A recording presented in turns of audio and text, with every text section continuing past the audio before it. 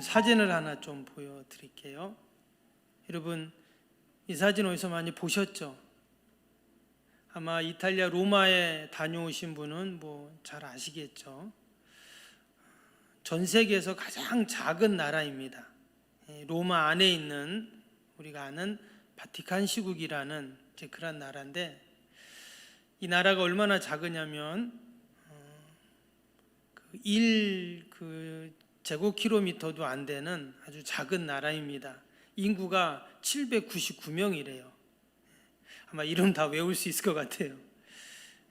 근데 이 나라가 왜 유명하냐? 거기에 이제 교황청이 있죠. 교황이 저기 살고 있잖아요. 그래서 1년에 몇 번씩 TV에도 나오는 것을 봅니다. 근데 제가 이것을 왜 보여드렸냐면, 저기 지금 가운데 본 광장이 있잖아요.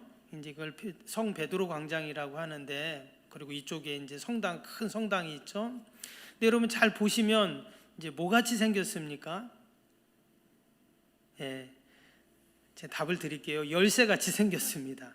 보면 이렇게 둥그레 가지고 앞에 빼주가고 열쇠 같이 생겼어요. 근데 이 광장 한쪽 편에 보면 그림 하나 또 있거든요. 하나 더 보여주시면 이제 많은 동상들이 있는데 그 중에 이게 베드로 동상입니다. 가톨릭은 성인이라고 해서 예수님 제자들뿐만 아니라 또 유명한 그런 성인들 이렇게 동상을 만들어 놓잖아요. 근데 저 베드로 동상에 보면 뭐를 딱 붙잡고 있는데, 그걸 뭘 붙잡고 있냐면 잘 안 보이는데 열쇠를 딱 붙잡고 있습니다. 아까 그 바티칸 시국의 모양도 열쇠같이 생겼다 그랬잖아요. 근데 지금 베드로가 열쇠를 딱 잡고 있어요. 왜 그럴까? 바로 오늘 본문 말씀과 연관이 있습니다. 오늘 마태복음 16장 19절에 뭐라고 했죠? 내가 천국 열쇠를 내게 주리니, 그렇게 주님이 베드로에게 말씀을 하셨습니다. 오늘 이 말씀의 배경은 예수님이 3년 반 동안의 모든 공생애를 다 마치시고, 마치 그 제자들에게 3년 반 동안 열심히 가르치시고 마지막에 이제 시험을 딱 보기 위해서 빌립보 가이사라는 지역으로 데려갑니다. 그럼 거기서 예수님이 제자들에게 2가지의 문제를 내세요. 시험을 보는 거예요. 이제 공부를 다 했으면 시험을 봐야 되잖아요. 뭐 질문을 2개 했냐면, 사람들이 나를 누구라고 하더냐 이렇게 물어봅니다. 그랬더니 제자들이 얘기를 하죠. 어떤 사람은 세례 요한이라고 합니다. 누구라고 합니다. 이런 얘기 막 하잖아요. 그리고는 너희는 나를 누구라 하느냐 또 물어보잖아요.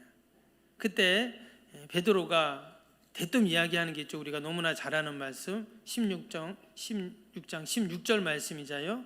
뭐죠? 주는 그리스도시요 살아계신 하나님의 아들이십니다. 그 놀라운 신앙의 고백을 하게 되고, 17절에 예수님이 그의 고백을 듣고는 아주 칭찬하시는, 아주 극찬하시는 그런 내용이 이어서 나오게 됩니다.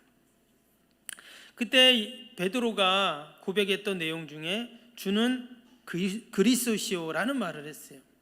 여러분, 우리가 그리스도라는 뜻을 알죠? 기름 부음 받은 자라는 뜻입니다. 왜 예수님을 그리스도십니다 이렇게 말을 했을까요? 기름 부음을 받은 자라는 겁니다. 당시에 기름 부음 받는 자는 딱 3명 있다 그랬죠. 누구죠? 왕이 세워질 때 기름을 붓습니다. 그리고 제사장이 세워질 때 기름을 붓고, 또 한 사람은 선지자를 기름을 붓잖아요. 그래서 마치 베드로는 예수님을 딱 볼 때 누구라고 생각했냐면 왕으로, 제사장으로, 선지자로 여겼다는 거예요. 원래 당시에 왕이 있잖아요. 헤롯 왕이 있습니다. 또 제사장도 있어요. 또 선지자도 있었는데, 베드로가 딱 봤을 때 이 사람들은 정말 왕으로, 제사장으로, 선지자처럼 그 역할을 하지 못하고 있었어요. 헤롯 왕은 어땠습니까? 자기 욕심만 채우잖아요. 자기의 그 야욕만 채우려고 그러는 왕이었습니다. 그리고 또 제사장들, 백성들의 영적인 상태는 한중에도 없고 그냥 자신들의 이익만 추구하려고 그랬잖아요. 그 대표적인 게 막 그냥 장사하고 성전에서 장사하고 그런 사람도 있었잖아요. 환전상도. 그게 다 이제 제사장들하고 연결되어 있었습니다. 선지자도 마찬가지예요. 백성들에게 하나님의 말씀을 전해야 되는데 백성들이 좋아하는 말만 계속 하는 거예요. 그런데 베드로가 예수님을 딱 3년 반 동안 보니까 예수님은 우리가 원하던 바르고 왕, 선지자, 제사장과 같은 분이다. 그래서 그리스도, 바로 기름 부음 받은 자입니다. 근데 여러분, 그리스도라는 뜻이 헬라어로는 크리스토라고 하지만 히브리어는 메시아가 그리스도입니다. 그래서 이스라엘 백성들은 메시아를 기다렸잖아요. 자신들을 구원하실 분. 그래서 예수님을 메시아, 그리스도라고 고백한 겁니다. 예수님이 너무나 칭찬하셨어요. 왜냐? 예수님이 낸 질문에 문제에 어떻게 해요? 답을 잘 맞춘 거거든요. 그리고 또 하나는 뭐라고 했다고요? 살아계신 하나님의 아들이십니다. 그랬어요. 이 말은 다른 말로 하면 하나님입니다, 이런 뜻이잖아요. 베드로가 어떻게 예수님과 3년 반 동안 같이 먹고 자고 같이 다니고 그랬는데 어떻게 예수님을 보고 하나님이라고 말할 수 있는가? 갑자기 하늘에서 뭐에서 뚝 떨어졌다든지 짠하고 나타났다면 하나님 맞습니다 이렇게 말할 수 있는데 3년 반 동안 같이 먹고 자고 계속 옆에서 봤잖아요. 근데 예수님께서는 100% 인간의 몸으로 이 땅에 오셨습니다. 근데 어떻게 베드로가 예수님을 보면서 하나님이라고 말할 수 있냐는 거예요. 뭐 선생님이나 랍비나 뭐 형님 이러면은 좀 이해가 되잖아요. 근데 예수님을 보고 살아계신 하나님의 아들이십니다, 하나님이십니다, 이렇게 고백을 한 겁니다. 그러니까 베드로는 예수님의 겉모습만 본 것이 아니라 어때요? 예수님의 본질을 본 거죠. 그렇다고 예수님의 겉은 사람이고 속은 하나님이냐 이런 뜻은 아닙니다. 이것을 소위 양태론이라고 해서 옛날에는 그렇게 말하는 사람은 전부 이단으로 정죄받아서 다 죽여버렸어요. 지금 베드로가 얘기한 것은 겉은 사람이고 속은 하나님인가를 예수님을 봤다 그 말이 아니라 예수님의 모습 속에서 하나님을 그는 만난 것입니다. 정말 하나님을 만났기에 3년 반 동안 먹고 자고 했던 그분을 하나님이라고 고백할 수 있었던 것이죠. 그래서 오늘 17절에 어떻게 했다고요? 시몬아 내가 복이 있다 하면서 칭찬을 하신 겁니다. 여러분, 저와 여러분 얼마나 신앙생활을 오래 했습니까?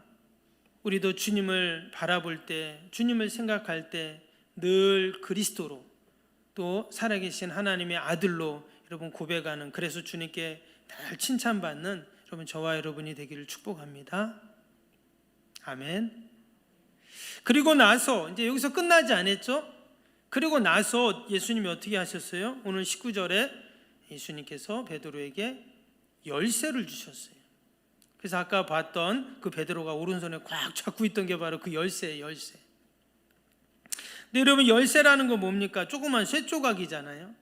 쇠조각인데 뭐 아무것도 아니에요. 그런데 뭐 요즘엔 전부 그냥 자동문으로 되어 있고 번호키로 되어 있으니까 열쇠도 사용 안 하는 경우도 많은데, 여러분 열쇠의 기능이 뭡니까? 잠겨 있는 것을 여는 게 열쇠잖아요. 여러분 예전에 열쇠 한번 잊어버린 적 있으시죠? 예. 열쇠 잊어버려가고 정말 막 이렇게 힘들고 어려웠던 그런 곤란한 때가 분명히 있었을 겁니다. 열쇠는 잠겨있는 자물쇠에는 열쇠가 꼭 필요합니다. 잠겨있는 문, 열쇠가 꼭 필요해요. 열쇠가 없으면 어떻게 해요?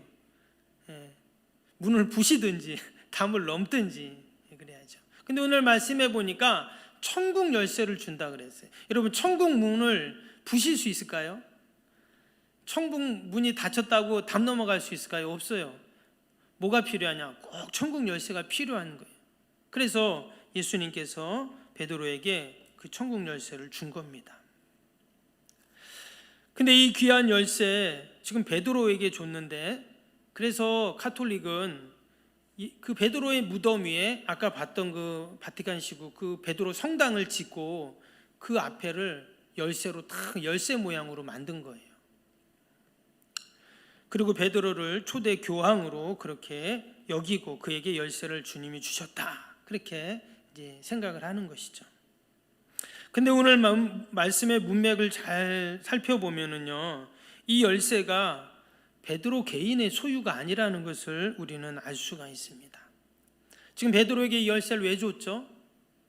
그가 믿음의 고백을 하고 또한 이 열쇠를 주님의 교회에 이 열쇠를 주셨다는 거예요.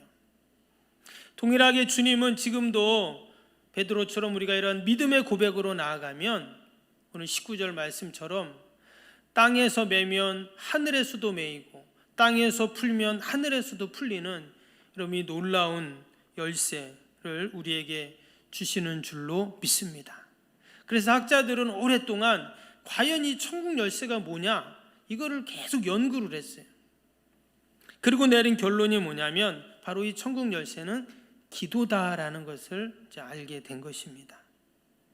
땅에서 무엇이든지 꽉 잠가 놓으면 하늘에서도 잠기고 땅에서 뭐든지 다 돌려서 열면 하늘에서도 다 열리는 이런 어마어마한 능력과 힘을 가진 것이 과연 세상에 뭐냐? 기도밖에 없다는 거예요. 그래서 오늘 19절의 이 말씀은 참으로 신비한 말씀입니다. 쉽게 풀어서 이야기하면 하늘과 땅을 연결하는 것이 뭐냐? 바로 기도라는 거예요. 지금 그랬잖아요. 땅에서 무엇인지 꽉 묶어놓으면 하늘에서도 묶여버리고 땅에서 풀면 하늘에서도 풀리고 지금 땅과 하늘을 다 연결을 시키고 있어요. 근데 그게 뭐라고요? 그게 바로 기도다라는 겁니다. 오랫동안 심리학자 또 행동과학자들이 기도에 대해서 연구를 했습니다. 과연 기도가 우리 인류에 어떤 발전을 가져왔나, 또 개인에게 어떠한 영향, 효과가 있는가, 이 기도에 대해서 연구를 많이 했어요. 근데 여러분, 무신론자들, 믿지 않는 자들은 어때요? 기도를 어떻게 생각합니까? 미신으로 생각해요. 기도는 마음이 힘들고 두렵고 염려되는 것을 안정시키기 위해서 그런 심리적인 그러한 장치다, 이렇게 이제 이야기를 합니다. 근데 여러분, 우리가 성경을 읽어보면 수많은 믿음의 사람들은 하나같이 어떤 사람들이에요? 기도의 사람들이죠. 아브라함, 다윗, 솔로몬, 드보라, 다니엘, 요셉, 수많은 선지자들, 예수님도 마찬가지고요. 기도로 시작해서 다 기도로 마친 그러한 모습들을 우리가 볼 수가 있습니다. 이분들의 기도를 살펴보면 말씀드린 그 불신자들, 믿지 않는 자들이 이야기한 것처럼 기도가 단순히 우리의 마음을 안정시키거나 심리적인 안전장치, 미신으로 기도를 여길 수 없다라는 것입니다. 왜냐? 그 기도가 그 사람의 삶에 지대한 영향을 미치기 때문이죠. 여러분, 저와 여러분도 지금 이 자리에 있고 지금까지 우리가 살아오는 인생 가운데 여러분, 오직 기도의 힘으로 우리가 살아왔는 줄로 믿습니다. 그냥 산 것 같지만 그렇지 않아요. 우리가 기도했던 것, 또 누군가 나를 위해 기도한 것, 여러분, 이런 것들이 다 모여가지고 그 기도의 힘으로 우리가 지금까지 살아왔는 줄로 믿습니다. 그래서 기도는 하늘과 땅을 연결하는 신비한 사다리와 같습니다.